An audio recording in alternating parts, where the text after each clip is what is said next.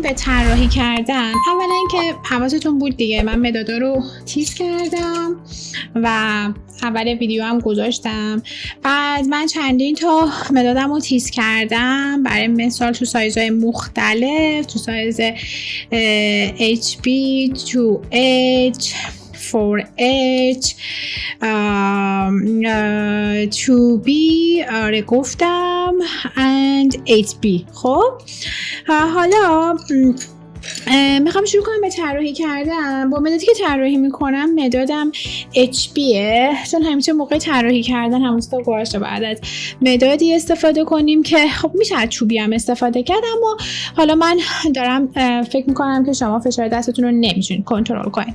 همونطور که میدونید ما وقتی که میخوایم با مدادمون از مدادمون استفاده کنیم، ما نمیایم حالت وقتایی که میخوایم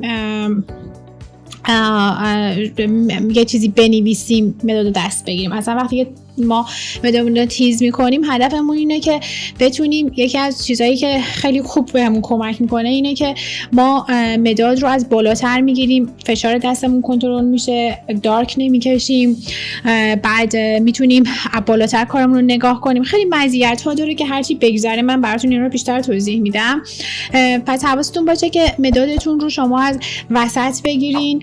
بعد وقتی که میخواین کار کنین شما میتونین مداداتون رو به حالتهای مختلف بگیرین. همونطور که میبینید تو دست من ما به حالتهای مختلف مدادو میتونیم بگیریم، به این صورت میتونیم کار کنیم و این دست من به عنوان تکیه‌گاه میره روی کار قرار میگیره. و الان من پشت ایزل نشستم، سه‌پایه نشستم و حالا خیلی خوبه که شما یاد بگیرین که پشت سه‌پایه طراحی کنید، یا وقتی که میخواین طراحی کنین کارتون رو به صورت 60 درجه 45 درجه روی پاتون قرار بدین، تکیهش بدین به میز و اینم خیلی خوبه. ولی خب کلاً به صورت حرفه‌ای اگر میخواین کار کنین خوبه که کارتون رو بچسبونین به دیوار اگر که حتی سه‌پایه ندارین، یا اینکه یعنی هر جوری که میخواین کار کنین از اون حالتی که به صورت تخت بذارین روی میز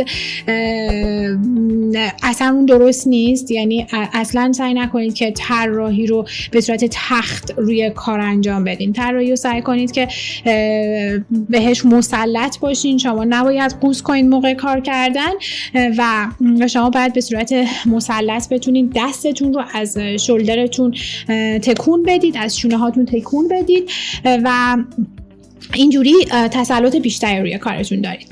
و حالا وقتی که دارم کار میکنم بهتون توضیحات بیشتری هم میدم، ولی قبل از اینکه شروع کنیم متدی که من کار میکنم از کلا توی طراحی ازش استفاده میکنم متد چارلز بالک هستش که براتون میذارم لینکش و توضیحاتش هم میتونید توی اینستاگرام من میذارم توضیحات رو، میتونید اونجا سرچ کنید. ولی اینجا میخوام بیشتر براتون توضیح بدم که چجوری میتونید از این تکنیک استفاده کنید.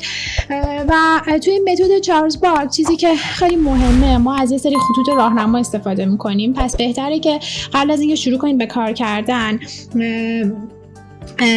شروع کنید اول دستتون رو تمرین دادن دست یعنی اینکه از بالا به پایین، همونطور که میبینید از بالا به پایین، از راست به چپ، از چپ به راست، همونطور که میبینید من دارم دستمو چیکار میکنم تمرین میدم و این باعث میشه که دست شما مثل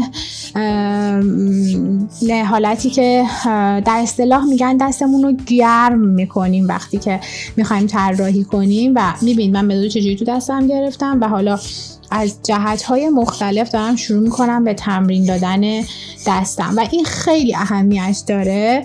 اگر که توجه کنید خیلی از طراحای حرفه‌ای یا حتی نقاشان حرفه‌ای، چون می‌تونید دیگه طراحی با نقاشی خیلی فرق میکنه و بیسیک نقاشی طراحی هستش و میتونیم بگیم که به جرئت نقاشای حرفه‌ای طراحای فوق حرفه‌ای هستن و طراحای حرفه‌ای شاید نقاشای خوبی نباشن. ولی بیسیک نقاشی طراحیه و وقتی که شما میخواین شروع کنین به کار کردن، دیدین میاین پالتتون رو میچینین، رنگاتون رو میچینید، رنگ درست میکنید، حالا اینجا هم توی طراحی باید دستتون رو گرم کنین. و اگه دقت کنید من وقتی که مدادم از وسط گرفتم باعث شده فشار خیلی کمی داشته باشم و حتی با دستم میتونم من کارمو محوش کنم و این یکی دیگه از مزیتایی هستش که شما مداد رو هم تیزش میکنید هم از وسط میگیرید. حالا فرق نمیکنه مدادمون اینقدر باشه یا مدادمون یه مداد کامل باشه. و الان من اچ رو انتخاب کردم. اچ بی هم میتونید انتخاب کنید، تو بی هم میتونید انتخاب کنید، هیچ فرقی نمیکنه، ولی من می‌خواستم بهتون نشون بدم که چجوری میتونید دستتون مداد رو بگیرید و استفاده کنید و شروع کنید. برای چی من حالا یه سری خطوط عمودی و افقی کشیدم؟ چون توی متد بارگ شروع میکنیم ما برای اینکه یه طرحی رو بکشیم اول از همه خط راهنما براش میذاریم. خط راهنما اگه نگاه کنید توی نقاشی های بزرگ هدفشون از اینکه میان یه طرحی رو 4 خونه میکنن چیه؟ میان طرحی رو 4 خونه میکنن به خاطر اینکه بتونن تناسبات طرح رو پیدا کنن و این خطوط راهنما وقتی ما میایم از اجزای صورت شروع میکنیم به کشیدن و از این خطوط راهنما استفاده میکنیم یاد میگیریم که وقتی که میخوایم حالا یه فیس رو به طور کامل بکشیم یا یه آناتومی رو بکشیم یا یه لندسکیپ رو بکشیم، هر چی رو که میخوایم بکشیم یاد میگیریم که چجوری از تناسبات اون طرح استفاده کنیم. حالا من میخوام از اجزای صورت شروع کنم به شروع کردن توی طراحی فیس و بعد حالا بریم آناتومی، دست، پا، هرچی. و برای طراحی باید حواستون باشه که خب اول اگه دیتیل رو یاد بگیرین، اجزای صورت رو یاد بگیرین، بعد میتونین اینها رو کنار هم قرار بدین، 2 تا چشم و بینی و لب و دهن و حالا اسکلت صورت و حالا شما یه دونه فیس کامل دارید. ولی حالتهای مختلف شما باید بدونید که خب چجوری چشم رو بکشید. یکی از راحت ترین حالت های چشم، همونطور که میدونید ما چندین تا حالت داریم. حالت من اینجا تایپ میکنم، اینجا مینویسم، حالت تمام رخ داریم، نیم رخ داریم و 3 رخ داریم. الان چشمی که من انتخاب کردم بکشم طبق تکنیک بارگ چشم نیم رخ هست. نیم رخ یعنی چی؟ یعنی که ما فقط، از اسمش مشخصه دیگه، فقط 1/2 صورت رو میتونیم ببینیم و در واقع ما نمیتونیم تمام صورت رو ببینیم. وقتی که میخوایم شروع کنیم به طراحی چشم توی متد بارگ خیلی مهمه که خب ما شروع کنیم از حفره کار کردن. نگاه کنید من مداد رو چجوری تو دستم گرفتم و شروع میکنم از حفره چشم کار کردن. و وقتی که میخوام از حفره چشم کار کنم، اول متد بارگ خوبیش اینه که میاد به شما اول شیپ یاد میده. وقتی که شیپ یاد میده شما میتونید از طریق شیپ به فرم برسید. و الان که نگاه میکنید این چشم نیمرخی که من دارم میکشم داره به صورت به روبرو نگاه میکنه و من حفره‌ای که چشمی که میخوام بکشم میام توجه میکنم، دست من رو توجه کنید رفت بالا.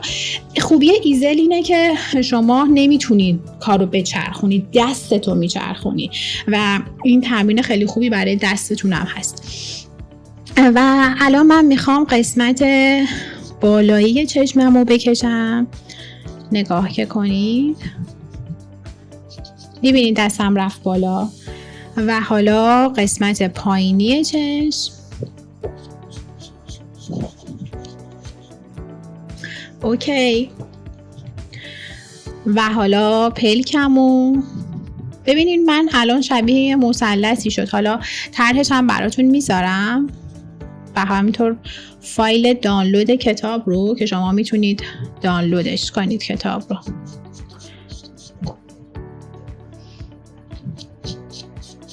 بچه‌ها وقتی ما خط تمرین کردیم برای کشیدن چشممون خیلی به کارمون میاد و من همینطور دارم از روی مدل تناسبات رو بهش میسنجم. پس ما برای چشم نیم رخ وقتی که میخوایم کار کنیم یه خطی رو از وسط حفرش میگذرونیم و نسبت به اون میایم در نظر میگیریم که چجوری چشممون رو شروع کنیم به طراحی کردن. و نسبت به خط راهنمامون میتونیم تشخیص بدیم که چقدر این باید بره عقب، چشممون چقدر زاویه داره به این سمت نگاه میکنه، به این سمت نگاه میکنه، به سمت بالا نگاه میکنه. همه اینا بستگی داره و شما به راحتی میتونید اینها رو تشخیص بدین وقتی که از خطوط راهنما استفاده میکنید. و این خطوط راهنما به شما کمک میکنه که بتونید درست طراحی کنید، چیزی که متاسفانه خیلی رعایتش نمیکنن و نگاه میکنی وقتی که یه طرحی میکشن طرحش خیلی متفاوت هستش از اون مدلش، به خاطر اینه که از خطوط راهنما استفاده نمیکنن، طراحی رو میان از فرم شروع میکنن به جای شیپ و متاسفانه این مشکلاتی هستش که به وجود میاد. فاصله‌ای که میام در نظر میگیرم تا جلوی بینی و خط بینی تا کجای چشمم میاد و همه اینها کمک میکنه که شما یاد بگیرین که چجوری تناسبات رو ببینین. همه اینها به ما کمک میکنه. اوکی، میبینید من الان یه چشمی رو طراحی کردم که اگر که یک مقدار، حالا من زاویه این رو، همین خطی که اینجا براتون کشیدم، اگر من اینو یه مقدار اینطوری تر کنم، اینطوری تر کنم یا کلن کجترش کنم، این باعث میشه که انگار داره جهت‌های مختلف تری نگاه میکنه و چقدر راحت میتونیم همچین کاری رو انجام بدیم و حالا بعدش میتونیم بهش اجزای دیگر رو اد کنیم مثل مردمک و ادامه بدیم و شروع کنیم.